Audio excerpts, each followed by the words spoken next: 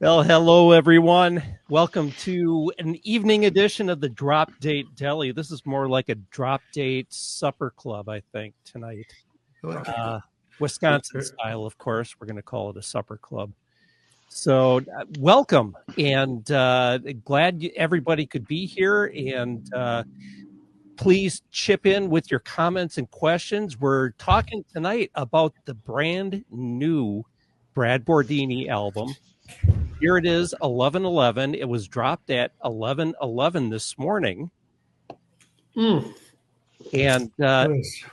the man himself, Brad Bordini, how are you? I'm doing great. I'm so happy to be surrounded by all these wonderful people. It's awesome. And yeah, it's just, it was a very busy day. So it was a little bit strange. It was kind of one of those like, oh, that's right, I did that.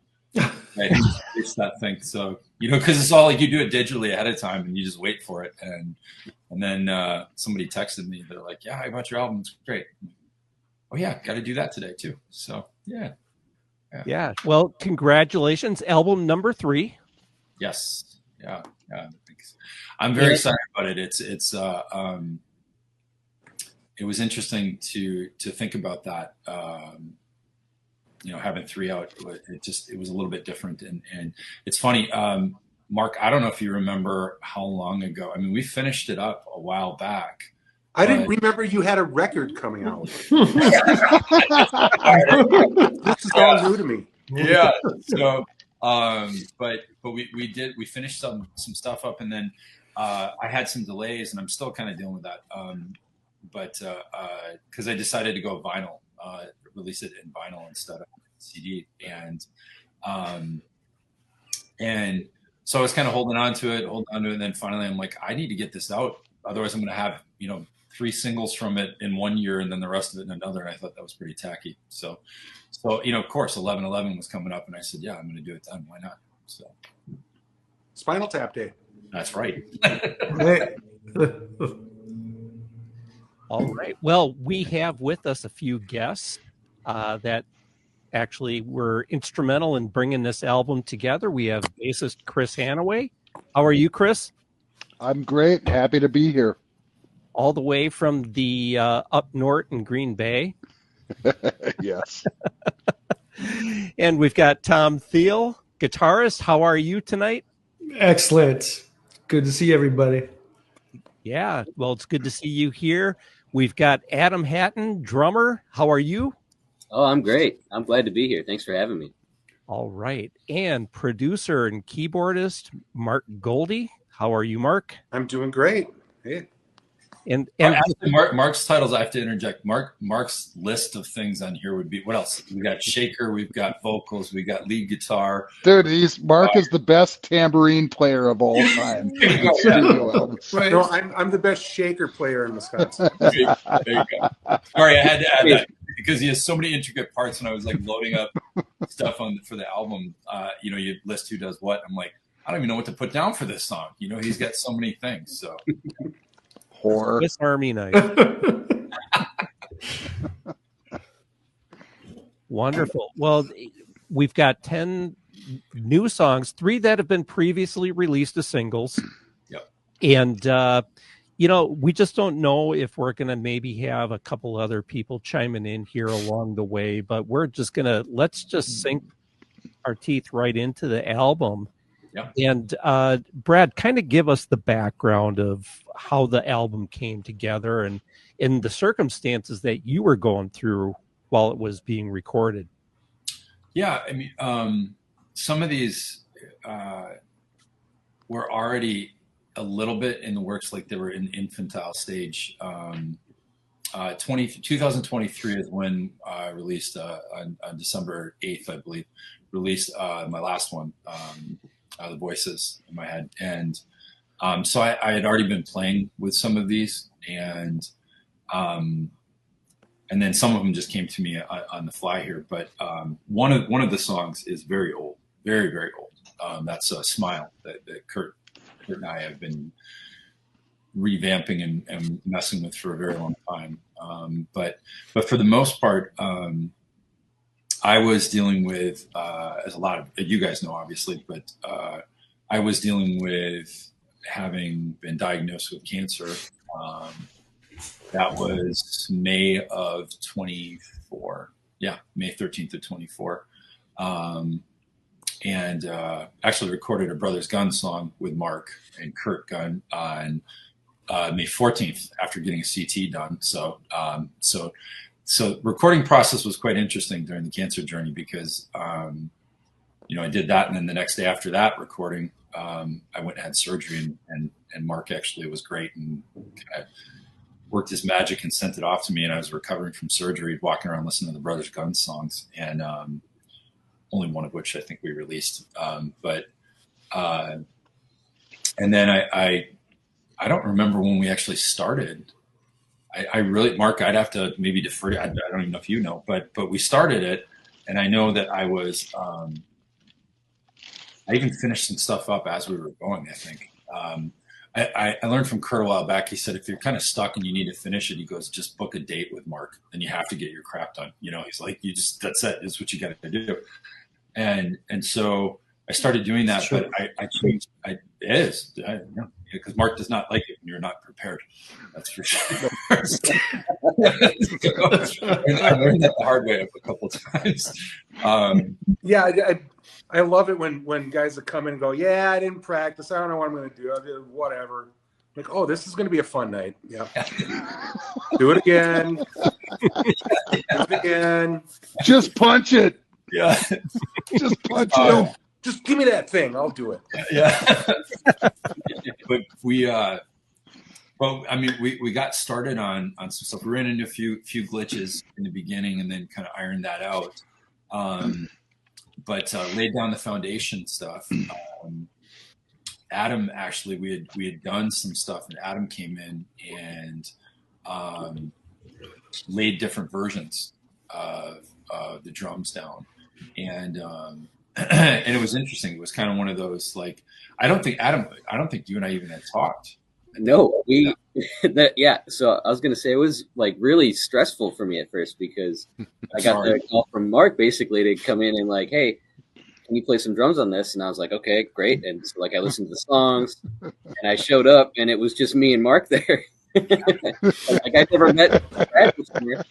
So I'm like, oh my God, okay, all right. Well, I don't want to ruin his songs and I don't know him at all. So So, I mean, I gave it my best shot, but it was really stressful at first. You did I think you did 5. I think you had 5. I think you had half of the album, I think, was already kind of tracked with Chris, and then you laid down drums, and then we got together in studio to finish it up. But some of them I was kind of finishing up stuff on my end, little things, and just like with the previous album, I think Marc, you asked me again right away, like, am I doing this or are you doing stuff? And I'm like, nope, you do your thing, and as far as, filling in and a lot of the creative stuff, it was more like, here's the skeleton and here's a few of the ideas. Like we have some doubles and triple stops and stuff, and getting a little that, rhythmic thing. But beyond that, it was like, yeah, have fun, whatever you want to do with it. But I remember like the song, The One, which is second to last on the album. It's just the 9th track. 8th track. That's the one with the Mellotron in it. Mellotron. Yeah, you're right. 8th track. And sorry, I should clarify. I switched the order because when I switched it to vinyl, I rearranged the whole thing and I remastered it for vinyl. So I like redid the order, which I'm very happy with. Didn't like. I went back and looked at it. I'm like, what the hell was I thinking? But so yeah, you're right. So it's track 8. But I remember being in studio with you guys. It was Chris, Adam, and Marc and I. And I was playing. I have a Taylor that I used to play before I, purchased the ones that I typically played on. But that was the only like semi-decent guitar that I have. It's not a high-end model or anything. But I always kept it in this open tuning that the song's written in. And so I sat down to do the scratch track, and I had neuropathy from the chemo, and I was really that's right. I remember that. To get through it. And you guys, I actually get emotional. Certain things from all that process really trigger that. But that was a hell of a day, and you guys have no idea how, like, I thank you, the three of you right now publicly. Like that was one of the hardest moments that I had through my entire cancer process. And I probably didn't let on too much, maybe a little bit. I don't know if you knew, but I was really upset because I couldn't do it. And I felt like what is it, Back to the Future, when he's like, I can't play, his hands fading. No, that's what I was like, I can't do it. Hey, Brad, I got, because I took notes on all the songs. Yeah. And I have the one right here, and it says, number one, the best bass mix, because that's what I love. And then I've got Mellotron written down. Yeah. Mark playing the Mellotron, and then I've got great acoustic guitar, because I remember your acoustic guitar being slightly to the left, and it's such a beautiful mix. And I forgot about that. I forgot about how difficult that day was for you, but it's one of my favorite songs on the album. It's really cool. Oh, thank you, man. It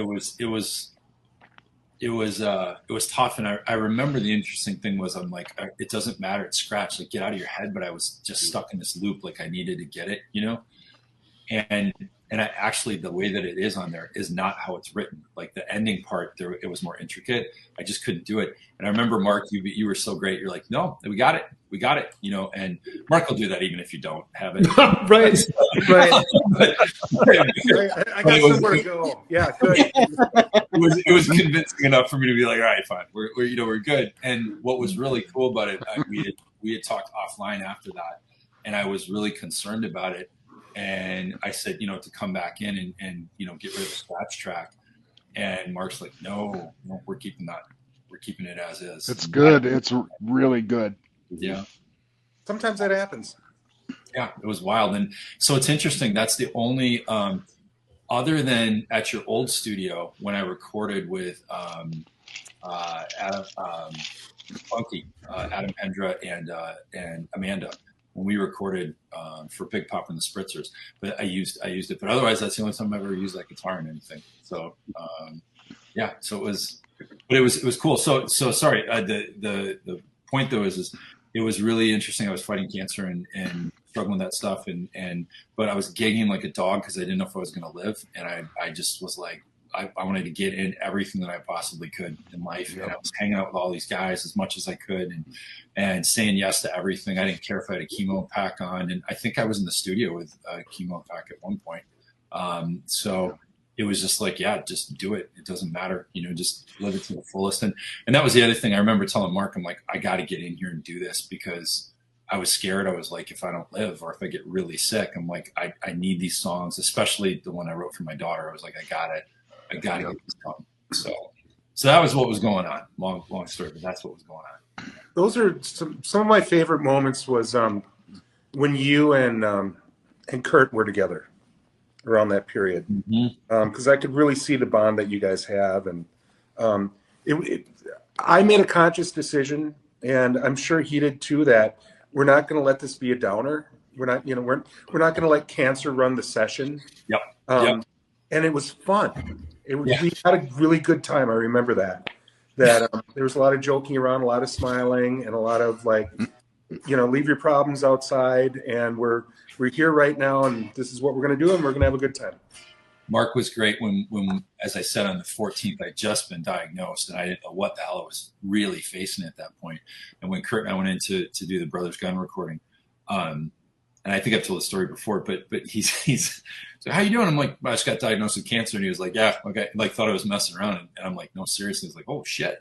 And then we started recording, and then I stopped at one point. I'm like, I messed up. Yeah. Can we run that again? He goes, yeah. And don't blame your cancer. Jesus. And it was just, God. dark humor, like nonstop. And then like, Kurt had a headache, and Kurt had this horrible headache, and I think he was, truth be told, he was like stressed, worried about me and stuff. And so we were going into the booth to listen to what we had done, and he's like, oh, I just got the worst headache. And I put my arm around him. I'm like, yeah, I have cancer. I'm not going to tell you the rest of what I said, but, God. Yeah, it was, and that, you know what? In fact, Mark, thank you for that, because it actually set a tone for how we monkeyed around with it a lot, and on stage and everywhere we were, it was just kind of like, you know what, we're gonna play with this, and to hell with it. That's what we're gonna do. So yes, yeah. Wow. So I have an interesting guitar story. Anytime I've ever seen Brad, he's been holding an acoustic guitar. Even in my old studio, the first time we worked together, any of the new stuff, I just knew him as an acoustic guitar player. So the record before this one, I just assumed that I would play the electric guitar stuff. I don't even think I asked or was asked. I just assumed. I'm like, okay, I'm going to lay the guitar on this thing, and that's it. And thinking everything's fine. And then before the next record, it might have been Grabner, said, did you ever hear Brad play lead guitar? Like, he doesn't play lead guitar. He goes, yeah, he's really good. I'm like, really? And I didn't let him play on his record? Yeah. Jesus. Which now I own one of your guitars. Yeah, now. Yeah. No, it was funny because I distinctly remember the first time we ever bridged that. And you actually almost got upset with me. Like, we stepped out of the studio, like, what did you tell me you played? What's wrong with you, kind of thing. And I remember being like, I don't know, you didn't ask, So, but I'm very happy that I didn't. And I think I was talking to Kurt about that. I said some of those ones on Voices, what consumes me, like, it just stands out, like the riff that you do that. I'm like, it's got this Counting Crows meets. I mean, it's got like all these different vibes to it, and it's got a sweet edge to it as well. And so you come up with these riffs that just get stuck in my head. So it's funny because on the last one, I think we talked about it. I said I was gonna do some lead work on it because, I should. It's kind of like this. Well, people, like you just said, some people that know me, I think I just play that, and I'm like, no, I do this too. In fact, that's what I did majority of my musical career was doing lead, and then I thought, oh, the hell with that. Mark's going to do way better than I would. I'm not going to mess with that. So I just left it. And then obviously, as you see, there's another lead guitarist here that I was like, but I would really, really like if Tom Thiel got on here and did some of his. The master of the fucking Pink Floyd solo. Oh my gosh. Amnesty, right? Is that it? Yeah. On Kurt's. Yeah, Amnesty. Right. I heard that song on the radio the other day. It sounded great. Well, Cool. nice work. Oh, thanks. No, it was really cool when you like kind of approached me to play a couple songs. It was cool. You didn't have anything particular in mind. You're like, pick a couple songs that you're interested in, which was awesome. I could just pick and choose songs, and I don't remember doing that. That's awesome. I didn't know I even did that. That's great. Oh yeah, totally. It was really casual. Did I play on 2 or 3? 3, I think. 3? Yeah. Well, the interesting thing, it took me out of my comfort zone because I really only ever play in minor keys. Hard rock is always A minor, E minor, F sharp minor, and that's your soloing. And all of Brad's songs are in major keys. Yeah.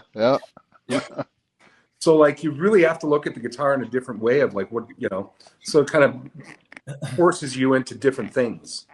Well, and that's one of the things that I love because when Tom, when you came in, it was just you, me, and Mark, and I asked if I could just sit in, and just because I love watching that, like that creative, behind the scenes, watching it evolve, and I remember when you did which one was it for Letting Go?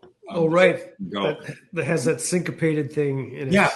Yeah. You also, and I'm like, at first you start doing, I'm like, what the hell is he doing? I'm like, is he just missing the beat? And I'm like, right. And then I'm like, oh, because you were kind of being funky at first with it, and then it hooked, and I'm like, oh wow. And what's interesting is if you listen to it, there's actually my acoustic guitar part is really intricate. It's like it's this kind of back and forth sort of thing, and it gets pushed to the back, and Tom's just like, phew, and I remember listening at first. I'm like, yeah, I'm cool taking seconds. I was like, yeah, man, take it. Yeah, and I remember that was a really cool acoustic guitar part. And normally I would think, well, I'll just play something really simple, so the acoustic guitar part still sticks out.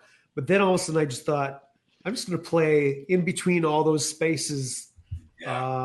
Nice. and it all worked. I got lucky, I guess. It's so cool.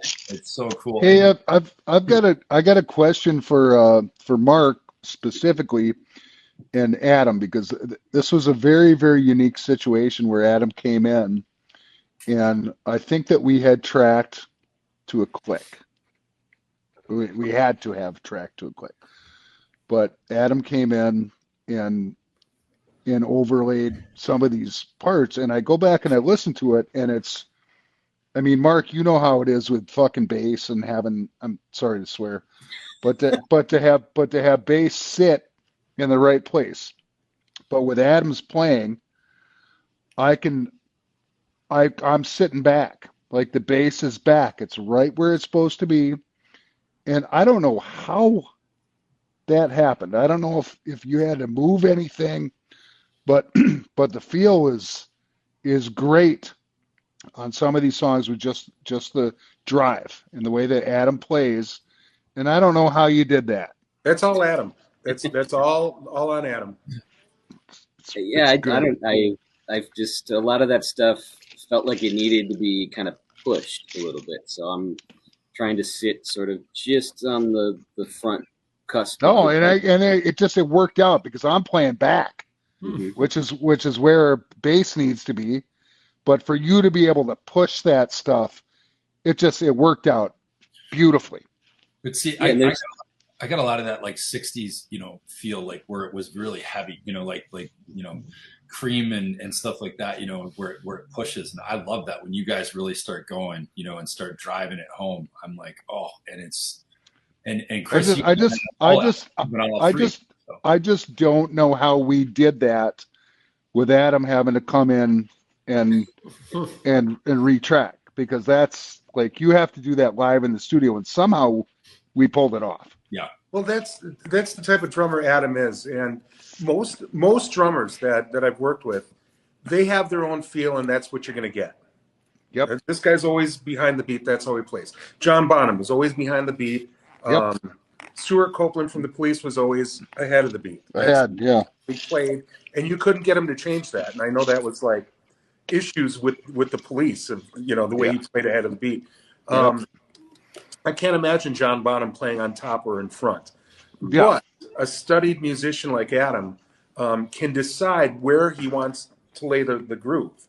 And, okay, this is what I've got. This is what the bass feels. This is how I feel I can fit into it. Most drummers can't do that. It just made the feel of those songs. It was really amazing. And there are other times where a drummer's set up for absolute success and there's no groove there whatsoever. Not him, but well, and from my perspective, I came in and I just heard like killer bass tracks and like killer guitar parts, and like the vocal parts were all together. So the songs kind of told me what to do. And like I said before, I felt stressed about laying down drum tracks on someone's songs who I haven't met before. But that's just because I don't know what your tastes are, right? So we tell him what his tastes are. You never ask. Mark, you kind of told me that when we were in that session, because I was like, I'm kind of nervous about this. I don't know Brad very well. I haven't met him before. And you were like, Adam, I wouldn't call you if I didn't think you were going to do a good job. So just do your thing, and it's going to be great. So that's what I did. I just followed the song. It's like what my mom always said: "You're going to eat what I feed you, and you're going to love it." So, there was a little bit of that for me. Like, "No More Goodbyes," like that one. I heard it that way, and I couldn't do it any other way. I had to do it that way, and I'm glad that you liked it because it made me happy that you did. That's what I had. It was really weird when you did that one, because that was live. We did that one live, and right? Didn't we do it? Yeah, because the I don't think so. I think that I came in and did that. Remember the stops at the end? Doing. It's got like the 3-part stop at the end. No, you're right. No, that was Stand Taller. Stand Taller we did live. Okay. That's what I'm thinking of. Yeah. You're right. Yeah. So because I just remembered like the stress about like I really kind of want to twist the song a little bit. Yeah. From where it probably was before. Yeah. And not having met you. Yes. Yeah. Well, nice work, because that's one of my favorite songs on there, and it's because of the groove. Oh, thanks, man. It's very cool. And your stuff on there is killer too. Was I on that one? I think so. Right? Not on that one. Yeah. But, oh, wait, hang on. I got a note here for one of the things that Adam did that I loved. I think it's No More Goodbyes. It was a 6/8 song. And these are my notes as I was listening to the songs.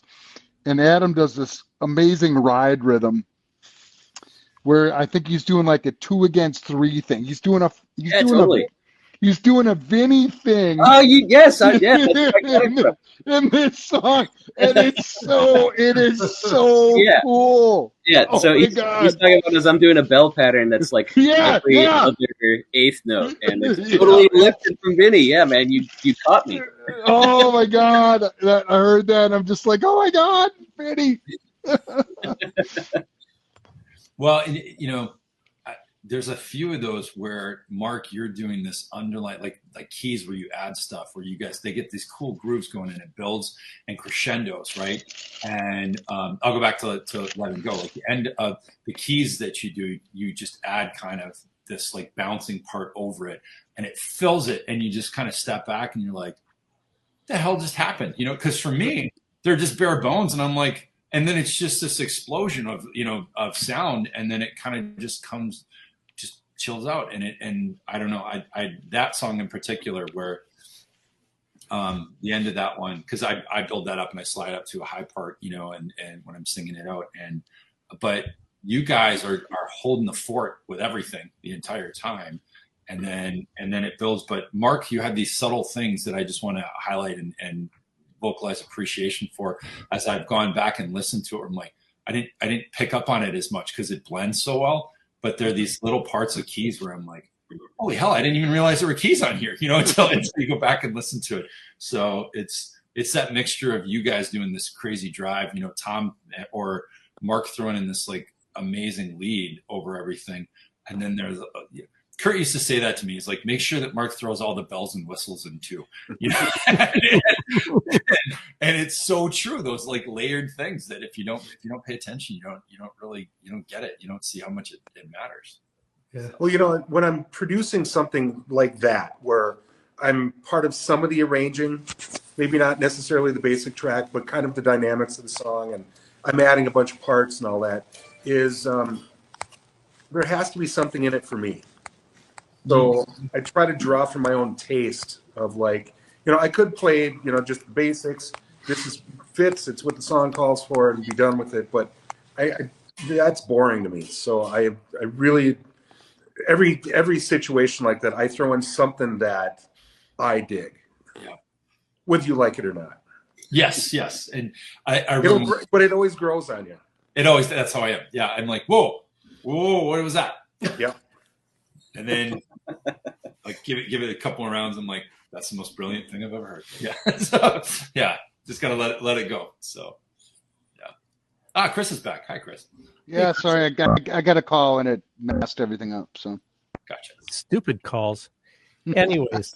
Well, I really let's take a listen to Letting Go, at least a part of it here, because I want people to hear what you guys are talking about. I mean, it's one thing to talk about it, but when you hear it, it's a whole different thing. So let's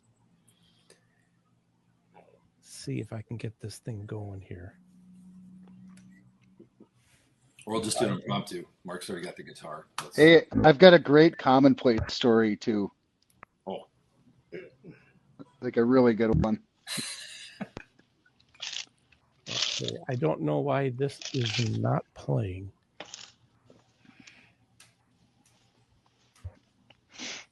Hang on a second. All right, tell me the commonplace story while I was figuring it out. Okay. All right. Here's my commonplace story. So Rob had commented earlier on hearing Brad and Kurt together, which has been one of my favorite things. And hearing Kurt sing on Brad's albums has just been amazing because I know the history of these guys. And so I spent years and years going to see Big Mouth at Jimmy C's. And every time he'd go see Big Mouth at Jimmy C's, oh man, it was packed. I had a lot of just everybody was there. It was an event. And the one night that they did the Commonplace reunion show, I go there, and there's not a place to park for a freaking mile away. It was the busiest I have ever seen. Jimmy C's was for the Commonplace reunion show, and I just thought that was really, really cool, and I was super proud of the guys that I got to play with, and they were awesome. It was a great show. Well, I was happy to be a part of that night. You know, Kurt and I had drifted actually, and Yeah, I know. and he reached out to me. He's like, because a lot of people don't know that we were. That's how it all started. It was Kurt and I. Actually, a lot of people don't know this. I have a demo cassette. It's called Sable Array. That was the original name. Sable Array, Dark Array, whatever. And it was such a bad name. But we started those original songs, and then it became Commonplace, and then we started adding guys, and then it evolved, and then it had. I mean, how many people do you think rotated out of that band? I don't know. You guys outsold Big Mouth. I thought that was pretty cool. Yeah. There we go.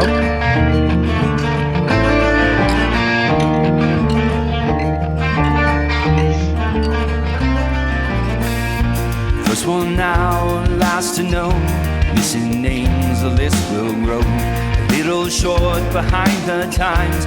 Tell yourself they're only lies.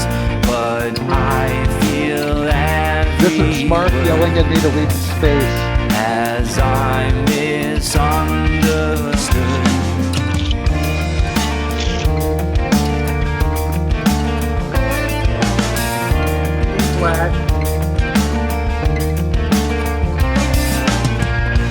No more words, all I do is try. All I want is for a better life.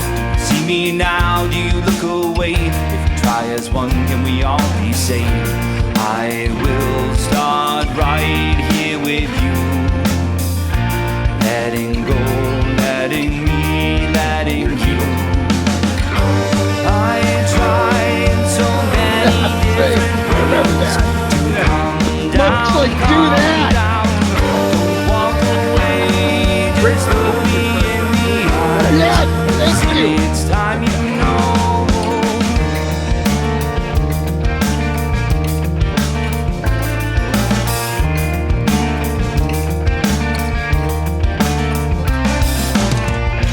Nothing to do, nothing to say. Nowhere to go, no one to blame. Forward now is the only way. Well, I'm lost in each night and day. But I will see the light every time I close my eyes. I tried so many different ways to calm down. Walk away, just look me in the eyes. 'Cause it's time you know.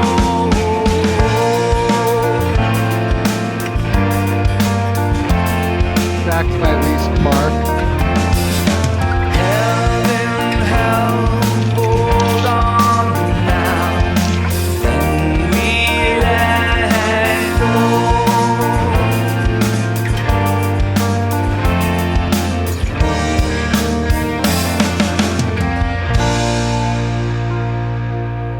And the crowd goes wild. The record where the are on every song, or did I do different keyboards? Did it what? What's Is that? this the record where Wurlitzer is on every song, or did I do different? I think it is. Is it? I don't know if it might. It's on a lot. That's for sure. Well, then this is the one. It's deliberately. Wurlitzer is one of those things you don't always hear it, but you feel it.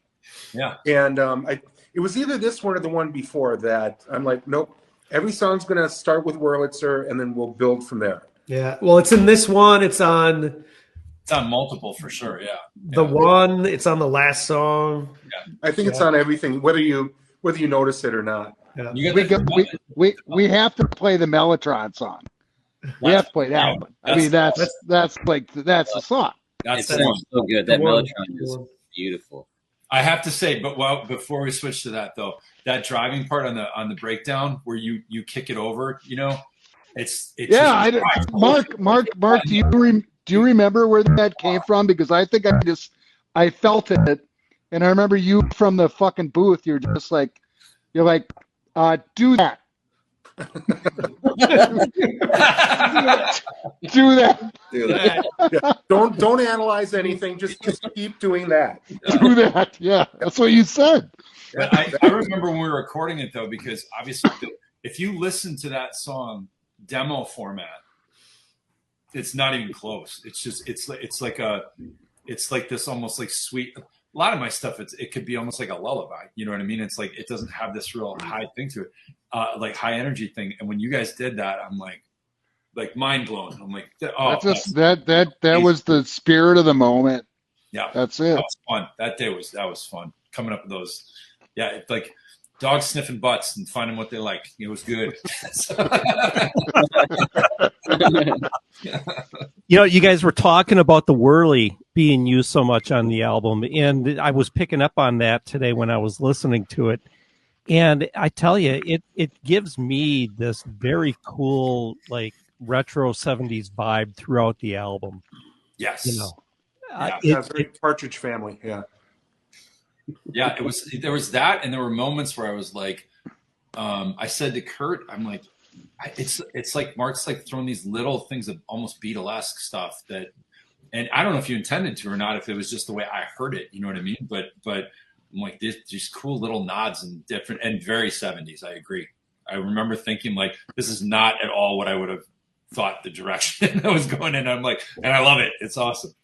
But that's the most fun thing working in the studio, and how many Kurt songs have taken a completely different direction working in the studio. And Mark will say, hey, try this, and my favorite thing is Mark will be like, hey, try this, and I'll play something. He's like, okay, don't do that. What were you angling for, Mark? What was it? Were you going like 70s? Were you like, what were you nodding to? When it comes to Wurlitzer, there's two things. It's the frequency spectrum that it takes up that guitar doesn't really do, the low mid sort of thing. And two, I look at it as a rhythm instrument. If you notice, it's pretty rare that I just kind of do some block chords. I'm always kind of playing with the rhythm. So I'm looking for polyrhythms to whatever's happening with the drums and try to drive the song with it. Yep. Anything beyond that is just how I play. Yeah. So. That was cool. But yeah, and same thing with like if I'm doing organ and piano on something, the organ is more of a choir and the piano is more of a drum set. You know, you got your left hand is the kick drum, right hand is the snare drum, you know, sort of thing. And I'm trying to do a rhythmic story on piano and more of a pad, you know, with the B3. Obviously, there's exceptions to the rules, but and Wurlitzer is right in between there, you know, where it kind of it serves a purpose in the spectrum of the tones, but also can create the excitement of the song. You know, yes. I can take a song that's just kind of sitting there and kind of raise it up and give it a little, you know, fun. And not to minimize anything that you said, but as you were talking, I pictured you in Mary Poppins as Dick Van Dyke. With you know, like doing everything all at once. So it's like, that makes sense. There's Mark right there, like doing everything in the studio. It's just, it's amazing. It's just another thing. I don't know if anyone's ever noticed this, but you know, when Mark talks about playing B3, Whirly, Rhodes, whatever, one of my favorite things that he does is we haven't talked about the vocals and the harmonies. And Mark's harmonies to me are always B3 based chord arrangements. You know, when he's got Amanda in there or Kurt or, you know, whoever, it's like he's playing the choir like a B3. Am I crazy? Well, here's what I actually do.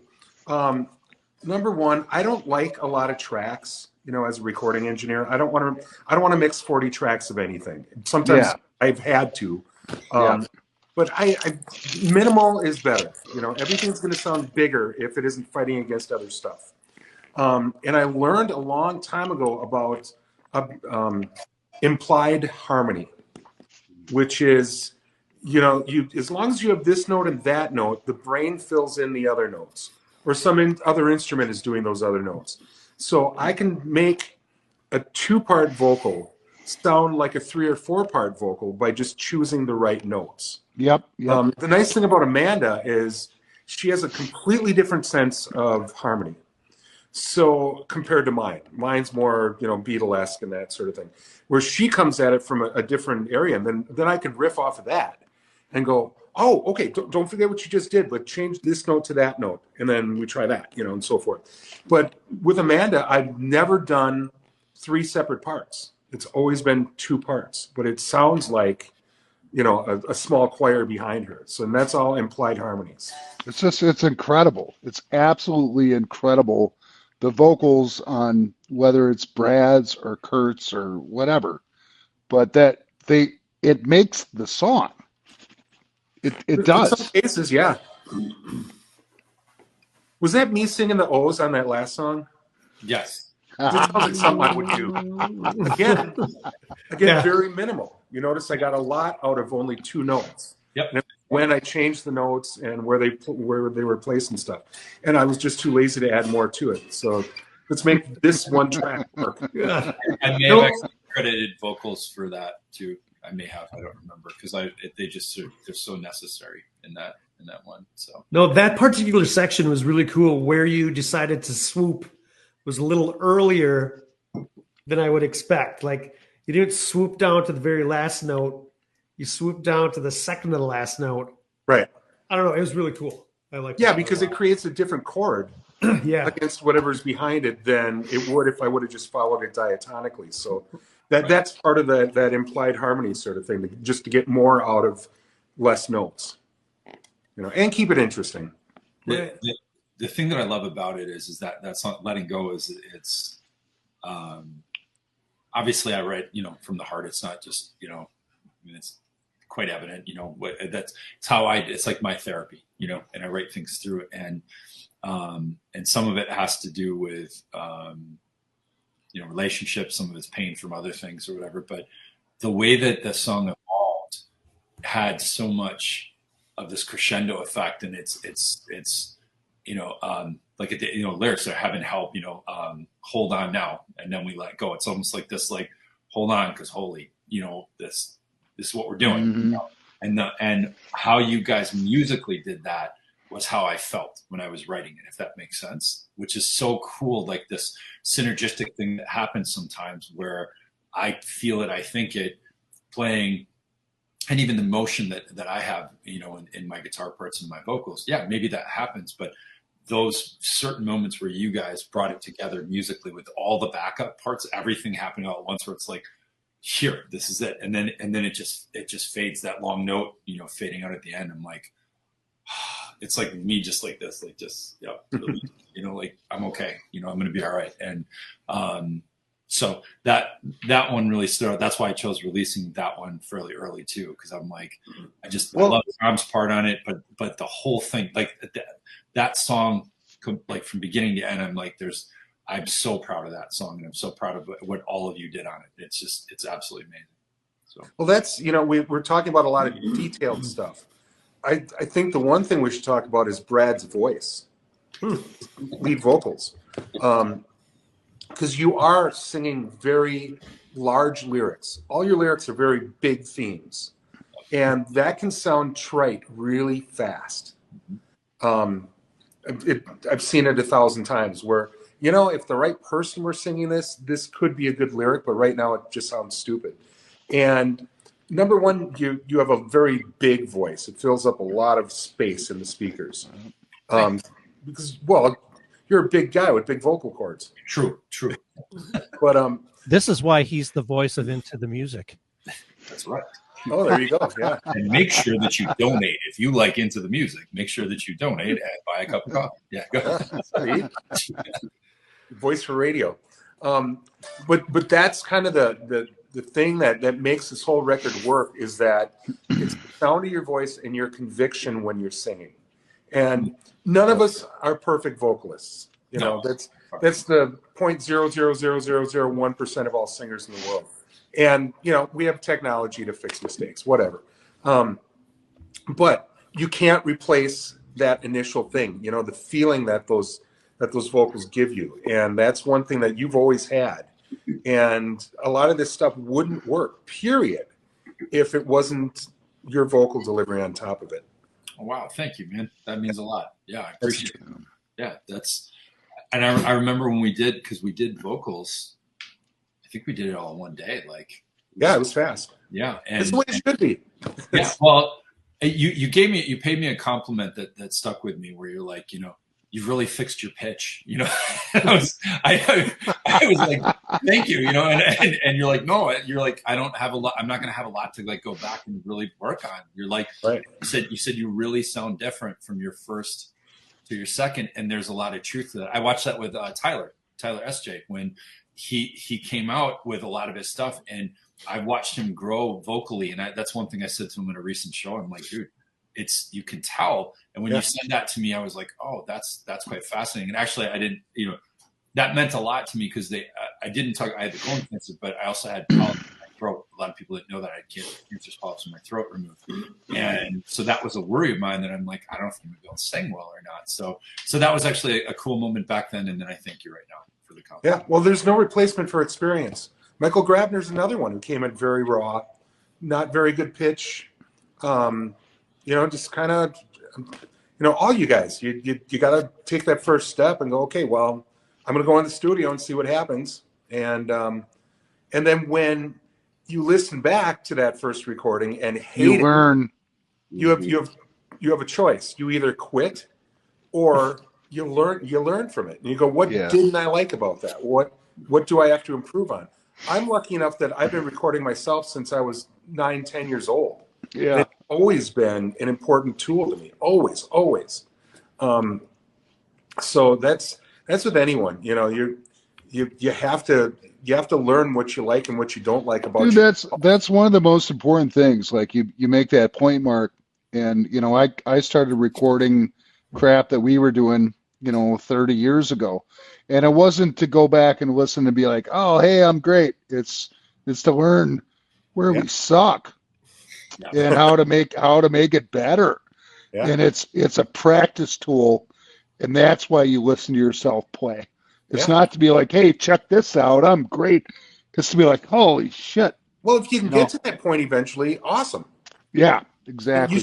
You should get to the point where you like your performance, you like, you know, the sound of your instrument. And Dude, it took me 20 years to get to a point where I could listen to something that I had recorded. And I was like, this is good. Yep. Took me 20 years. Yeah. This is why every day I strive to be as good as Tom Thiel. Oh man. I have his picture up, and I play his music every morning, and I just start singing, and I'm just messing with you, Tom. But I aim higher than that.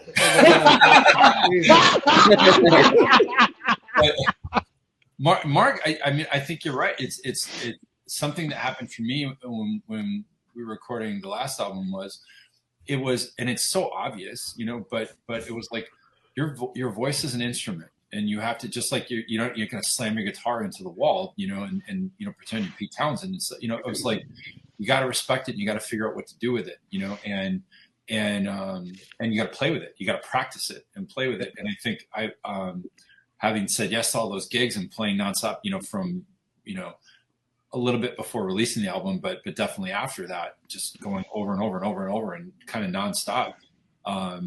It helps, you know. I mean, it's insane what a difference it is when you get in the routine and you hear yourself, and like you play shows like Gibson, you know, with the guys mixing where you can hear yourself, right? Yep. You know, and you're playing to crowds that are nice. Like, I mean, don't get me wrong, we all play the, you know, the loud, crazy places too, you know, and you can't hear anything, but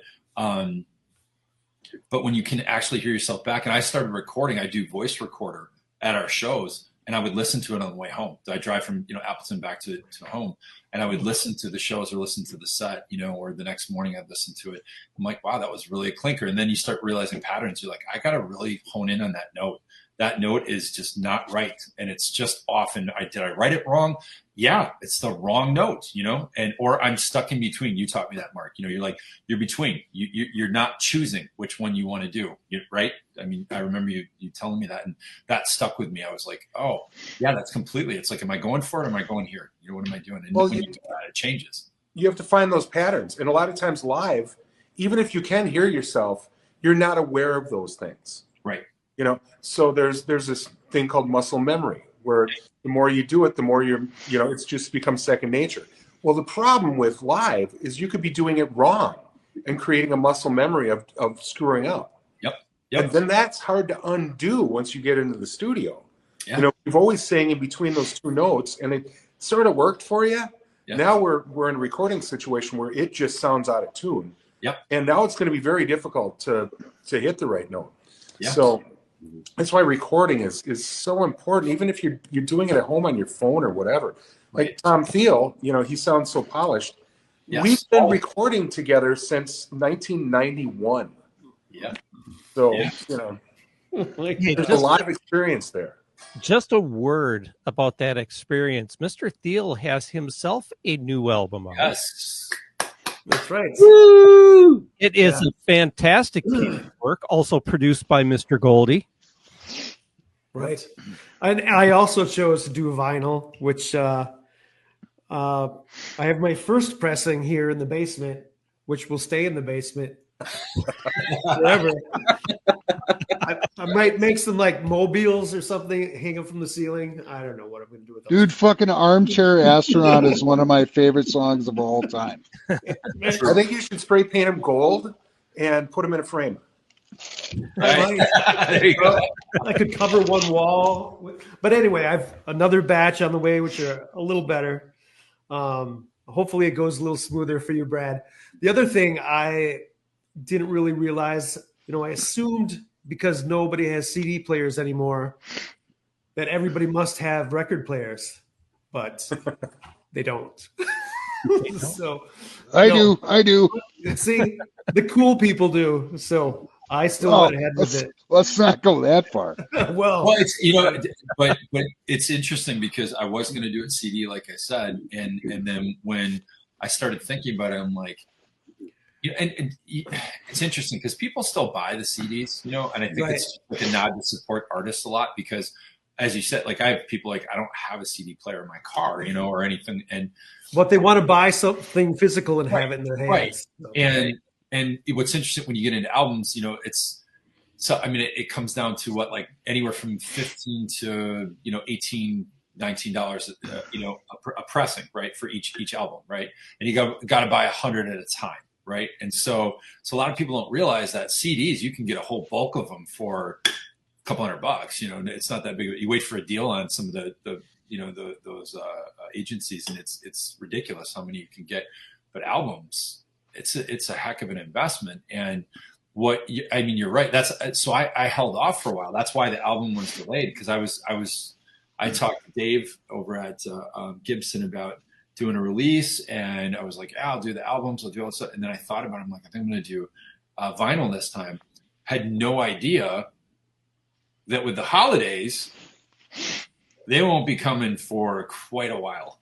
And I didn't pull the trigger on purchasing yet because I talked to you about your hall decorations now. Right. And it got me a little gun shy about it, but I think you're. A little side note though. I think you're right. It's difficult either way because CDs may move, they may not. But I think it's the right choice, the vinyl. Maybe we're going off topic here a little bit, but I think the vinyl is kind of cool because it does last. It's like here if you want it, here it is. Because you're going to listen to it on Spotify. Some people buy it anyway. Rick Hitchen bought it from me. That's why thank you, Rick, if you're watching.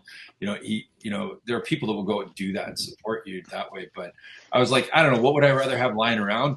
Like 80 of my albums, sitting in a box somewhere on a shelf or whatever, or 80, or 80 CDs. I'd rather have the albums. They're kind of cooler. Well, the experience of vinyl is the artwork. Yeah. And I remember back on a band Tom and I were in, we recorded the very first independent compact disc in Wisconsin. And we thought we were so modern. And we spent a bunch of money on this somewhat famous photographer who came up from Milwaukee, and we had a set and all this sort of stuff, and spent a bunch of money on the artwork. And then the CD shows up, and it's so tiny you can barely read anything, and it's like it was such a shame that I didn't think about that until the CDs showed up. That this isn't a nice big thing to look at anymore. This is right. I would have loved to have a copy of that album cover in vinyl and that size because it was beautiful. That was one of the best album covers I've seen to this day. I'll say about vinyl and about maybe people not having record players. A lot of people do still buy vinyl because of that aspect. It's a big thing, and they'll put it on their wall and just like look at it, especially if it's cool art. Yeah. But that rush of opening up that album and reading the liners, seeing who played on it, who produced it, who engineered it, like that was gold back when we were young. To see the details in how it was made was the best thing. I loved reading liner notes, and there was I was a big Ozzy fan when I was a kid. And Max Norman was their producer, and I pictured what Max Norman would look like and what he would sound like and how he would be in a room, because I loved the music so much that guy must have been really cool. Yeah. And then when I saw what he looked like, he wasn't far off, actually. But it's just one example of like half the experience was reading all this stuff and having this big photo, and if they have something with detail on the inside or on the back or whatever, it was always really cool. Yeah, that was everything. Mark, you'll love this.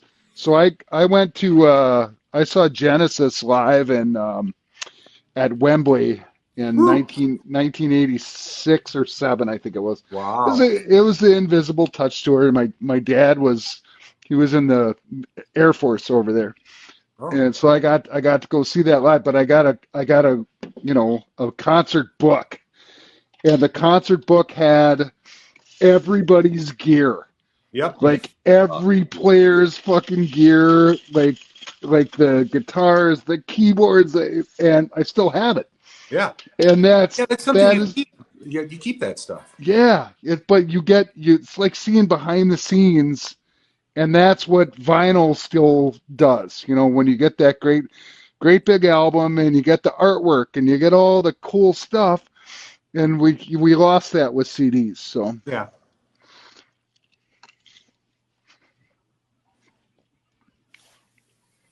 Back to work, Rob.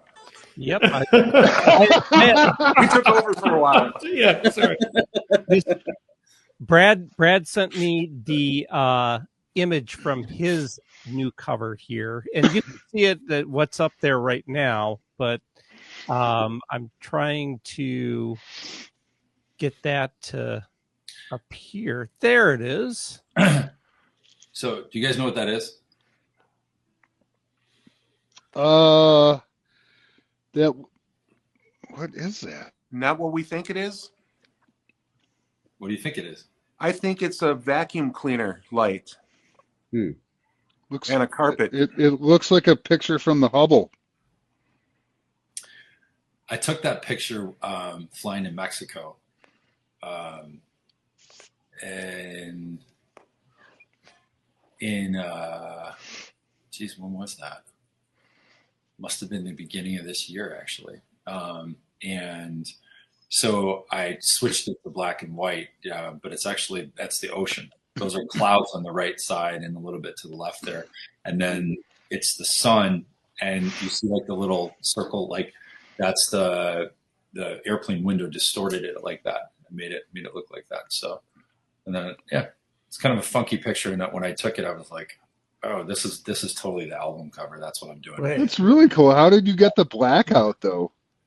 I literally just did it, turned it into black and white, and kind of it just inverted, and that's what it came up with. I'm like, whoa, that's an amazing photo. Yeah. Really cool. So I'm sticking with my vacuum cleaner coming at you.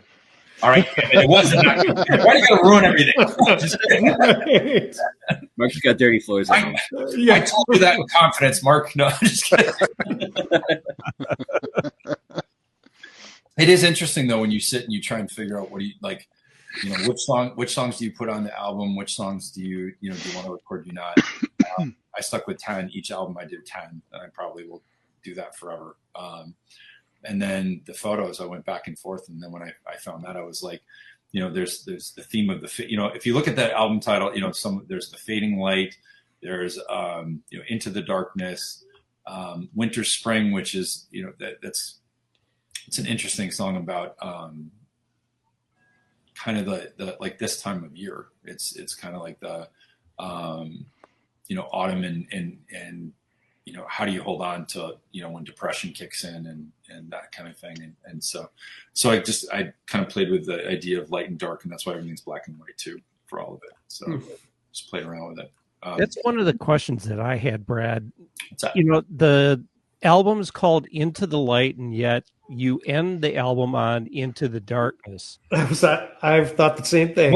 What's behind that? If you listen to the lyrics, it says, "I will go again. I will go into the darkness if you tell me there's something," you know, and it's basically talking. It's a cyclic nature. It's the cyclic nature of going into darkness and then back into the light, you know, finding your way through.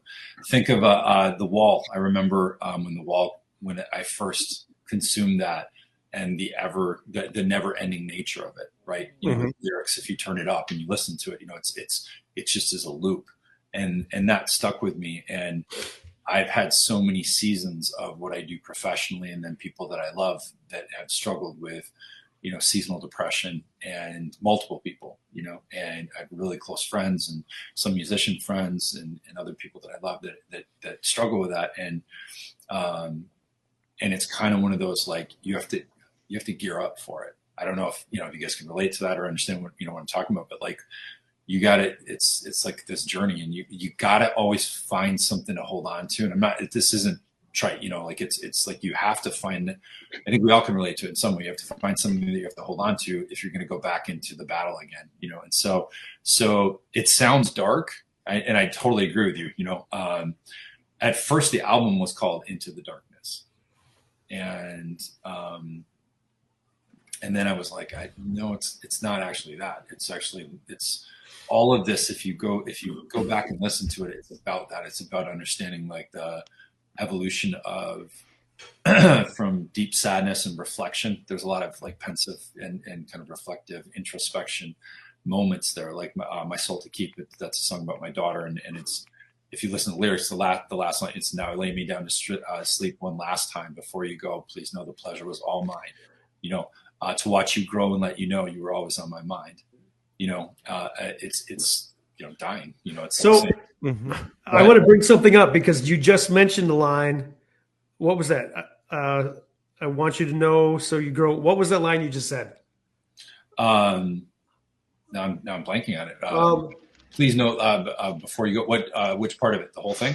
Well, you do this thing once in a while. You just did it there where you have a group of lines where like every 2 lines will end in a rhyme, but within a group of 2 or within a sentence, you also rhyme.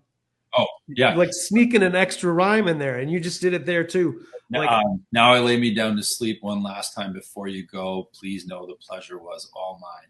To watch you grow and let you know you were always on my mind.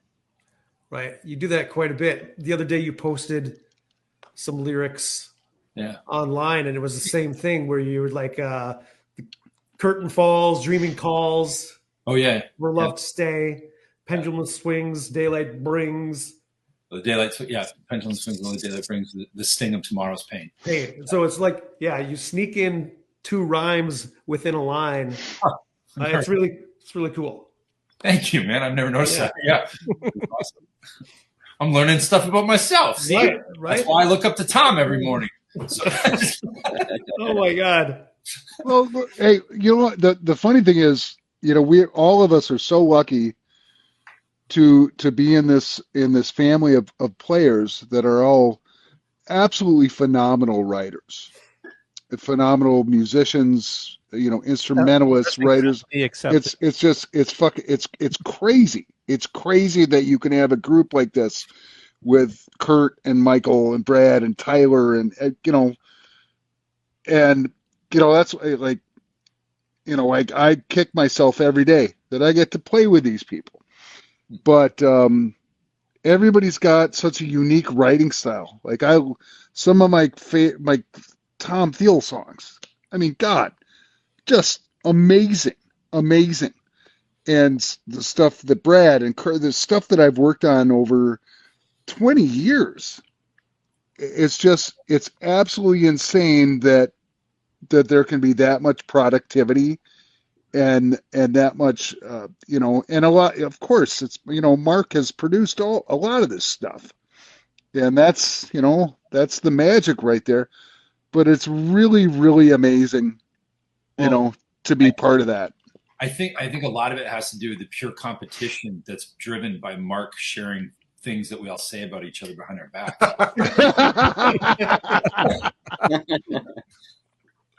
No, I joking aside, I agree with you, man. And it's funny. Grabner said your song sucks. But I was at Gibson. I was playing at Gibson with Grabner and Tyler, and he was saying that everything I do sucks. And and it was funny because Dave was alluding to the fact that we do get a little kumbaya at times, with stuff. But he said, he kind of alluded to the fact, he goes, yeah, they do that a lot, but they really didn't, they're not trying to, well, shucks, golly gee, and pulling over. I mean, I really do think we're all friends, and we all want to see good things happen for each other, Well, dude, all you have to look at is, and I can't think of the name of the song, but where you've got Kurt and Amanda singing on your song. It's like the best song on the album, and it's just on this one. You're talking about the new one? Yeah. I think it's I can't remember. They do a little double. Yeah, they do the round thing, which is amazing. Oh, that's you're talking about on Voice. It's the last. Is that the last album? Strangers We Know. Yes, Strangers We Know. Yeah. Yeah, it's first track on the last album. No, none of us can remember all this crap that we've done. Oh, that's right. Yeah. It was interesting when we were in studio. So Amanda came in for a day, and Marc had a really good point. He's like, you can't have Amanda, like on everything, because then it's that's the sound, right? And maybe I'm paraphrasing that wrong. But the sound of Kurt's voice on that song is incredible, because we love the Kurt Gunn albums. They're amazing, but then you hear him in a supporting role singing background, and his voice just fits. It just works. Well, and you guys were in common place together. It means so much. It's so cool. Well, it was cool because we were doing Stan Taller, and I think that was like a last minute thing, Marc, because Kurt had already laid his vocals on that, and it's not much. It's just this because I'll walk with you for days and night. I call you, reply. There's this little part in the chorus, and if you listen, the first round it's just Kurt, and then Amanda comes in on the last one. Like all of a sudden she's just there for just this fleeting moment, and it's just this ear candy where you're like, whoa. Wait, what the hell? Where'd that come from? And I thought that was brilliant. I really enjoy that. Every time I listen to that song, I enjoy that very much. I thought that was a really tasteful choice. How you came up with that. But I don't know, Rob. I don't know if you can pull up Smile. I've got it ready to go. Yeah, that would. By the way, guys, I'm at 4% battery remaining. Oh no! I forgot to plug in, so I'm probably going to check out pretty quick. Well. Okay. Before you go, just in case we lose you, thank you so much, and it's great to see you, and hopefully I see you soon. Yeah, you guys too. Totally. Yeah. I forgot all about this stuff, so I've checked out of the music biz, and I'm like, this is bringing back memories. Hopefully good ones. I'm gonna get my hooks in you somehow. So I'm just kidding. Well, or we'll get you live. That would be great. Get you back playing. That would be fun as hell. So. Well, I'm practicing. I see that. That's why, dude, I'm gonna take any chance I can, right? Yeah. Okay. Well, Mark threatens to drop, and Chris does. So I don't know what happened there. But Mark, before in case something does happen, just give us a quick update. What's going on with you, and where people might be able to find your services that you're offering these days. Oh, I'm doing video based in the video for TV and social media for advertising for home improvement companies. The name of the company is Home Pro Video, and there's a website, homepro-video.com. And if you have a home improvement company and lots of money, please contact me. All right. Well, yeah, let's take a listen to Smile. Here's a track from the new album, Into the Light.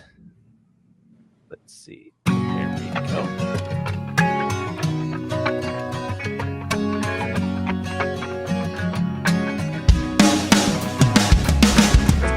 Fusion clouds my mind. Your drums. All right. Only for a moment in time. You want to be so free. Here I am, why don't we see? And smile. And smile.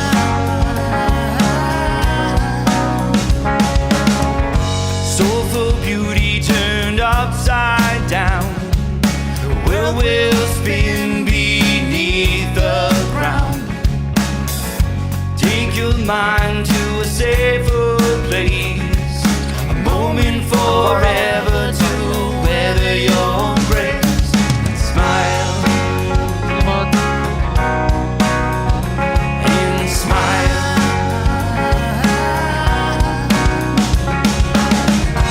I won't be afraid tonight to let you into life's delight. And to see you face to face. A moment forever to weather your grace. And smile. And smile.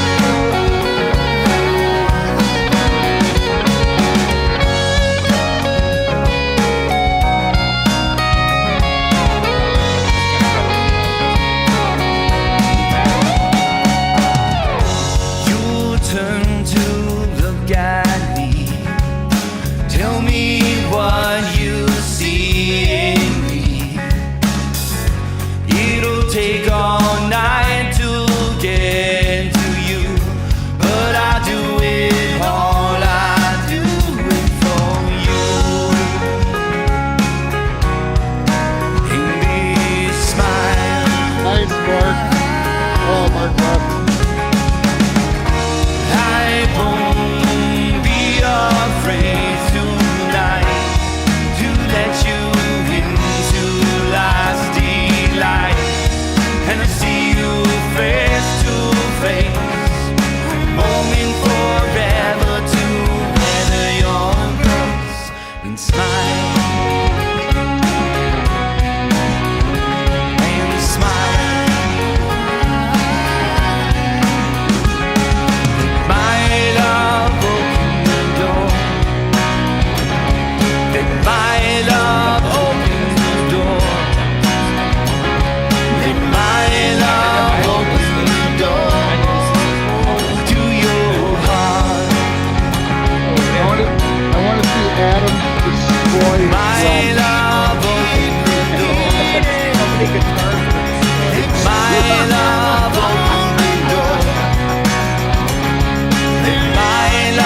open the door. Let my love open the door. Let my love open the door. Let my love open the door. Let my love open the door. Let my love Is that singing High Harmony? to your Yeah, smile. nice. To your heart.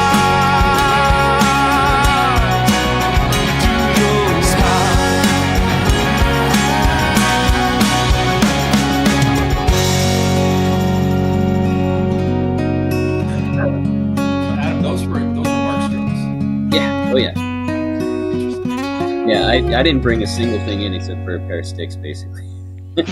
Huh. Mark was like, you just play the drums. I was like, okay. Do you have a same setup as him? Or do you typically run a different style kit? No. Similar-ish. I mean, I usually play a 4-piece kit, but hey, now that Mark is not here, we can actually speak freely about it, and that it's whoever's coming in plays Mark's drums. That's the way it is. That's the fucking rule. And if you're like, oh man, I want to bring a double kick and a different snare, then you're fired. So to play drums at Rock Garden, right, you played Mark's drums. So there was to it, man. Pretty much. There's been a couple instances where I've There's one thing that I got to say about Kurt's counter melody on that end part. Oh, beautiful. While you're doing the Townshend thing, what he's singing there's a song. I don't know if you guys are familiar with the band Big Star, but on their third album, they did a Christmas song called Jesus Christ. And what Kurt is singing there is so eerily similar to what they have on that song. And but it works so well.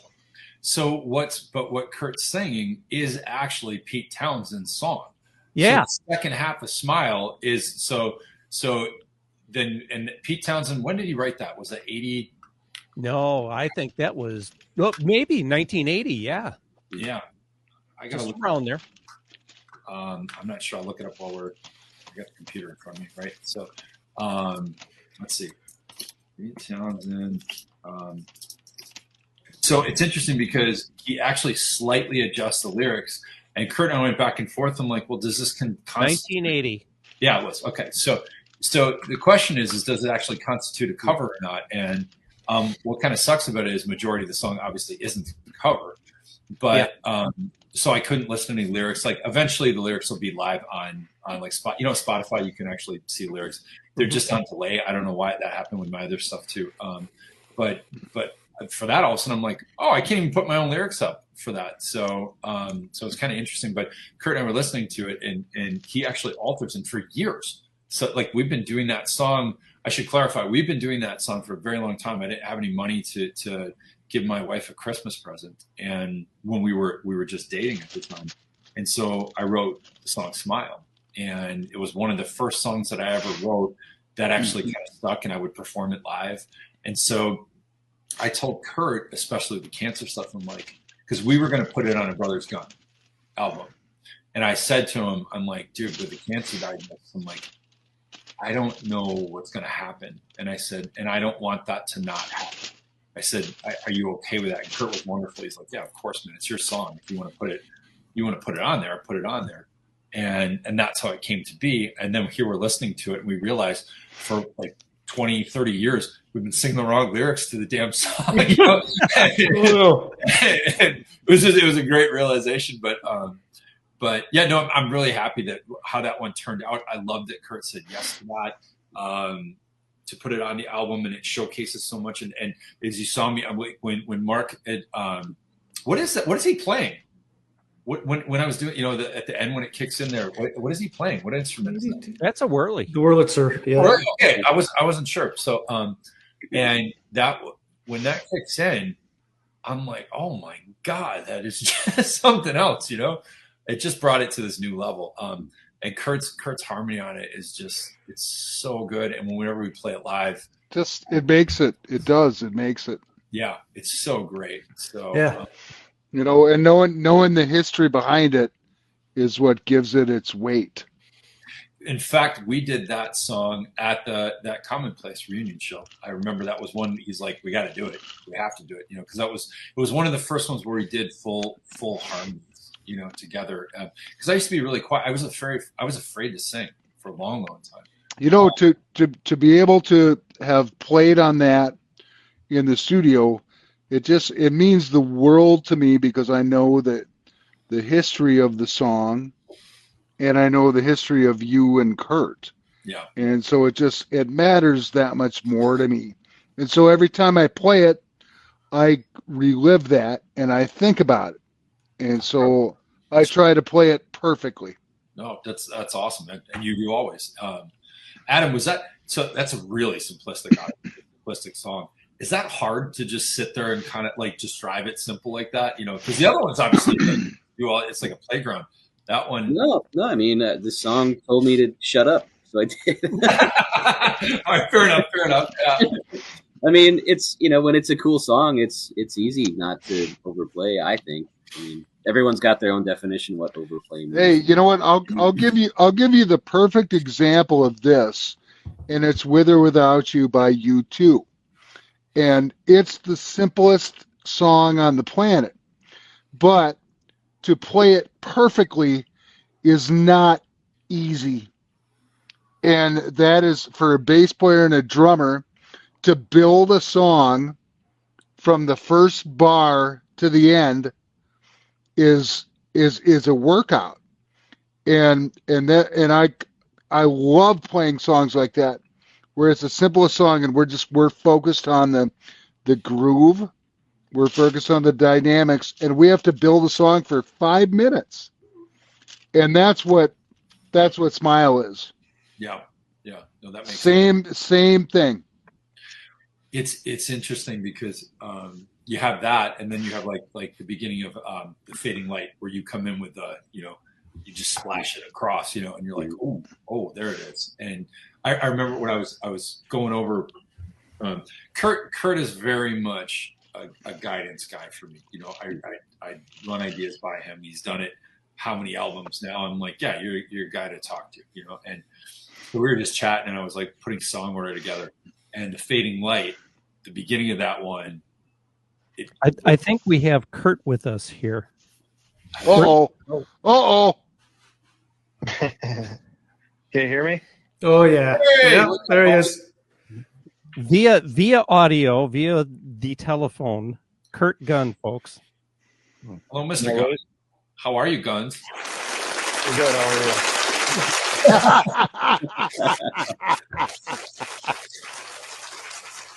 I was just singing your praises of mentorship regarding consultation for the album. We were just going over the choice of Fading Light with Adam's drum splash in the beginning. Oh, okay. Yeah. So, I don't remember that, but I'm happy it worked out. Yeah. That's awesome. Yeah. I think that you do that with feeling like No More Goodbyes. Like when you start out, Adam, you start pounding it right away. You're like, oh yeah, here it is, and the bass kicks in, and it's amazing. So, Kurt, what say you of the album? Well, I'm sorry. What do you have to contribute about the album, my friend? What do you think? You get to publicly or help me if you want. Hey, let me transcribe that. Fuck you, Kurt. Perfect. Actually, I listened to it today, straight through, and I don't think that I've done that yet. Originally, you had it in a different order. Yep. I believe, right, Brad? Correct. And I know that we went back and forth with the track listing, and then we had to rethink it. I keep saying we, but no, you're a part of it. That's what that's what you're talking about. I said that I consulted with you on that. So yeah, go right ahead. Yeah, because it's technically, when you're doing vinyl, and it's like it's two different albums essentially. I have certain albums that I like to listen to side B, because they hit a little harder than side A or whatever. But I think it's laid out beautifully, and that's something that I, really put a lot of time and thought into with my albums is the track listing. I think that it's super important because the listener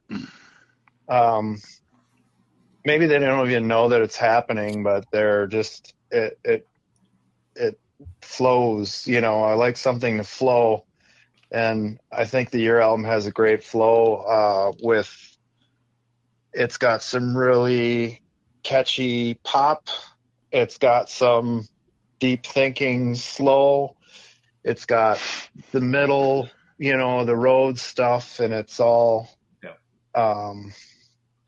Kurt, does that come really well? Does that come from the Stephen King stuff? You know, you've always made an album or a set list, like you craft that like an artist. Yeah, I mean it's a piece. It's almost like one of the songs of the album is, you know, the order. Yeah. Yeah. And it could be from Stephen King, because he built characters like no other writer, or he still does. But I always really admired that when you would put so much energy into plotting out the flow of a show. And yeah. I'm gonna introduce this character, and then I'm gonna do this, and then I'm gonna kick you in the ass, and then I'm gonna sit back. And you have always been one of the best people that has ever done that. Well, thank you. But I'll take the songs and then I'll separate them into slow, medium, fast, and then I'll look at capo placement. And then I'll look at, you know, what keys. I don't want two keys next to each other. I don't want two songs with Amanda in a row. I don't want, you know, and there's a lot of factors that go into. Yeah, absolutely. People think that, and you don't want to just throw your hit as the first song, and, you know, you want to kind of ease that in and break up the fucking show. Yeah. And it comes from an old interview that I heard from Paul McCartney a long time ago that said every set list or every whatever should be the shape of a W. Yeah. You know, you got your high, your low, your high, your low, your high. Didn't he also write Wonderful Christmas Time? Yes, he did. Yeah. But so back to my point though, that your album has it all. It has a whole range of emotions, you know, and the great tunes, and